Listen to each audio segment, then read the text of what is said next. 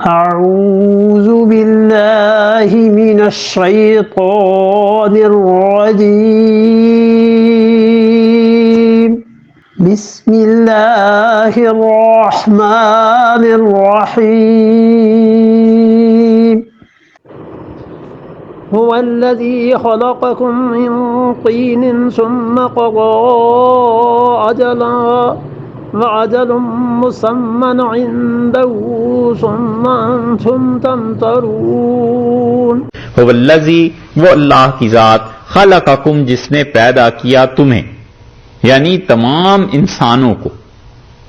کیسے پیدا کیا؟ من طین، مٹی سے اللہ نے پیدا کیا سارے انسانوں کو۔ ثم قضا، پھر اس کے بعد اس نے ٹھہرایا ہے اجلاً، ایک وعدہ۔ اللہ نے ایک مدت متعین کر دی، ایک وعدہ خدا نے ٹھہرا دیا، یہ پہلا وعدہ ہے۔ اور اس کے بعد فرمایا وَأَجَلٌ، اور ایک وعدہ اور ہے مُسَمًّى، اور وہ وعدہ ٹھہر رہا ہے عندہ، اس کے پاس۔ وہ جو دوسرا وعدہ ہے اس کی خبر بس اس کو ہے، وہ دوسرا وعدہ۔ پہلے وعدے سے مراد موت ہو گئی، یعنی اللہ نے تمہیں پیدا کیا تھا اور دیکھو تم سب کو مٹی سے بنایا۔ ثم قضا اجلاً، پھر ایک وعدہ اس کا متعین ہے موت کا، اور پتہ یہ بھی کسی کو نہیں کہ کب موت آ جائے گی، کب دنیا سے بلا لیں گے، اور یہ پہلے ہی فیصلہ ہو جاتا ہے۔ حدیث میں آیا ہے، رسول اللہ صلی اللہ علیہ وسلم نے فرمایا کہ بچے میں جب روح ڈالی جاتی ہے تو اس وقت اللہ سے فرشتہ پوچھتا ہے کہ پروردگار اس کی زندگی کتنی ہوگی؟ اللہ تعالیٰ فرماتے ہیں کہ لکھو اس کی عمر اتنے برس ہوگی، اور پھر ایک ہی صورت ہوتی ہے اس کی تبدیل ہونے کی، اور وہ یہ ہے کہ کسی انسان کو کوئی اتنی بڑی نیکی کا موقع مل جائے، کسی کی دعا اتنی مؤثر ہو جائے، لگ جائے، تو اللہ تعالیٰ اپنے اس فیصلے کو بدل دیتے ہیں۔ مثلا یہ لکھا تھا کہ 60 سال میں مر جائے گا، اور اسے دعا کسی کی لگ گئی، اس کی عمر 80 سال کر دی۔ یہ بدل جاتا ہے، خدا کی کوئی تقدیر ایسی نہیں ہے جو بدلے نہ۔ بس اتنی بات ہے، یہ تیسری قسم کی تقدیر ہے کہ اس کی خبر کسی کو بھی نہیں ہوتی، وہ صرف اللہ ہی جانتے ہیں، اور اس نے وہ بات اپنے ہی تک رکھی ہے۔ سورہ رعد میں آتا ہے آگے ایک مقام، یہ بحث تو وہاں کی ہے، لیکن خلاصہ اس ساری بات کا یہی ہے کہ تقدیر کی ایک تیسری قسم بھی ایسی ہے کہ اللہ تعالیٰ اپنی دوسری تقدیر کو بدل دیتے ہیں، تیسری میں شامل کر دیتے ہیں۔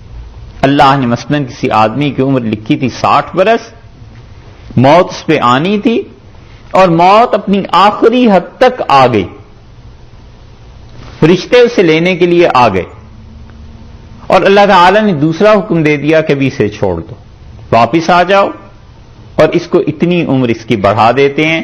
یہ خدا کی تیسری تقدیر ہے جو کسی کو پتہ نہیں ہوتی، اور کبھی کبھی اللہ کی یہی تقدیر خواب میں نافذ ہو جاتی ہے کہ اللہ تعالیٰ کا فیصلہ تھا کہ اس آدمی کے ساتھ ایسے ہونا ہے، ایسے حادثہ ہوگا، یہ مر جائے گا، خواب دیکھتا ہے کہ خدا کی یہ تقدیر خواب کی طرح اس پہ گزر گئی کہ وہ مر گیا ایکسیڈنٹ میں، اٹھتا ہے پسینہ پسینہ ہوا ہے، برا حال کہ میرے ساتھ یہ کیا ہو گیا تھا۔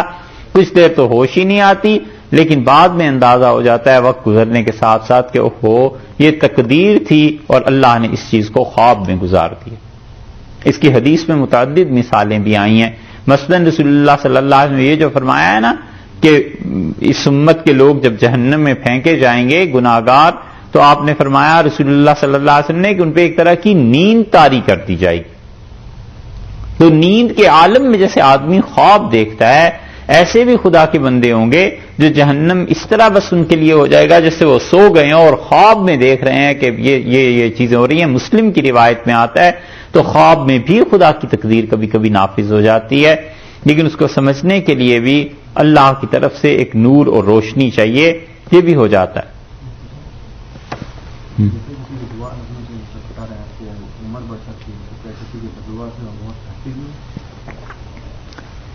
دعا سے ایسی عمر بڑھ جاتی ہے کہ طبقات الشافعیہ، طبقات الکبریٰ یہ لکھی ہے علامہ سبکی رحمۃ اللہ علیہ نے، اس میں وہ ایک حدیث لائے ہیں کہ رسول اللہ صلی اللہ علیہ وسلم نے 17 آدمیوں کے متعلق بتایا کہ ان کے ساتھ یہ ہونے والا تھا، میں نے ایسے دیکھا پھر ایسے ہو گیا، ایسے دیکھا پھر ایسے ہو گیا۔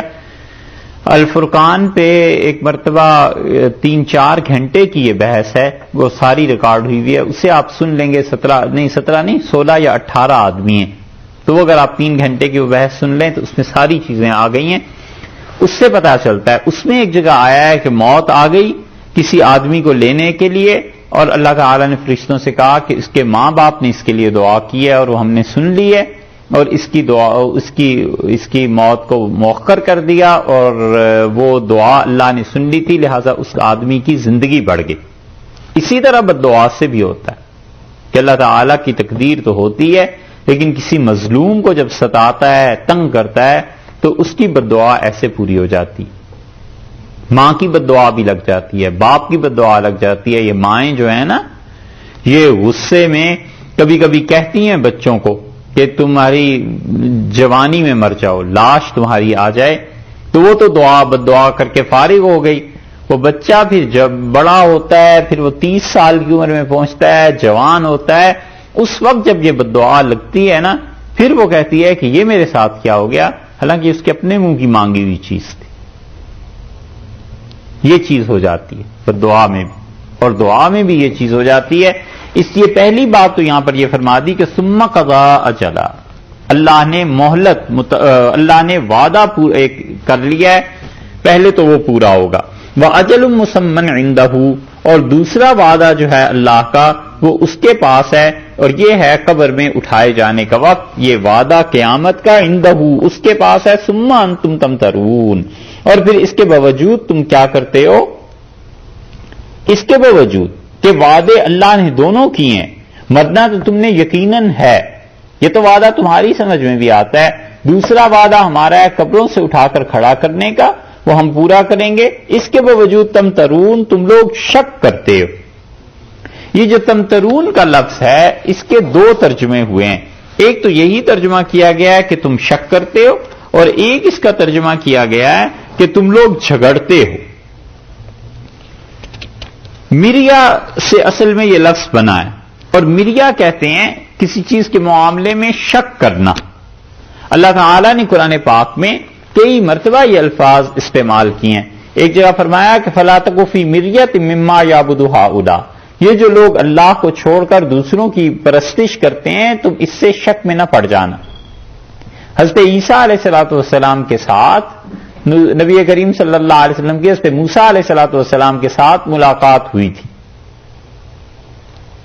معراج میں، تو اللہ تعالی نے فرمایا فَلَا تَكُنْ فِي مِرْيَةٍ مِّن لِقَائِهِ، آپ ان سے جو ملنا تھا نا، وہ ملاقات، اس بارے میں بالکل شک میں نہ رہیے گا، وہ صاف بات ہے آپ انہی سے ملے تھے۔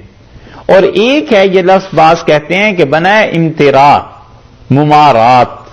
ممارات اور امترا کا مطلب جو ہے اصل میں یہ ہے کہ عرب محاورہ بولتے تھے اور کہتے تھے مرائت الناق کا، میں نے کیا کیا، اونٹنی کے جو تھن تھے ان کو آہستہ آہستہ سہلایا تاکہ وہ دودھ اس میں اتر آئے۔ جانور آپ نے دیکھے نا، بھینس، گائے، یہ بکری، اس طرح اونٹنی، تو وہ اس کو جب دودھ اس کا اتارنا ہوتا ہے تو اس کے تھنوں کو سہلاتے ہیں تاکہ اس کا دودھ اتر آئے، اور پھر اس کے بعد اس دودھ کو دو لیتے ہیں۔ تو عرب اس لیے بولتے تھے کہ مرائت الناق کا، میں نے آہستہ آہستہ اونٹنی کے تھنوں کو سہلایا تاکہ وہ دودھ دے دے۔ اسی سے ماخوذ ہے یہ کہ جھگڑنا، الامترا، آہستہ آہستہ بات کا بڑھتے چلے جانا حتیٰ کہ وہ بات جھگڑے تک پہنچ جائے۔ تو اللہ تعالی نے فرمایا ثم انتم تمترون، اور اس کے باوجود تم جھگڑتے ہو۔ تو دونوں ترجمے کیے گئے ہیں کہ اللہ نے تخلیق فرمائی مٹی سے، پھر اس کے بعد موت ہے تم پہ آئے گی، ایک وعدہ اللہ نے کیا ہے قیامت کا وہ پورا ہوگا، اس کے باوجود تم شک کرتے ہو، پھر اس کے باوجود تم اس میں جھگڑتے ہو۔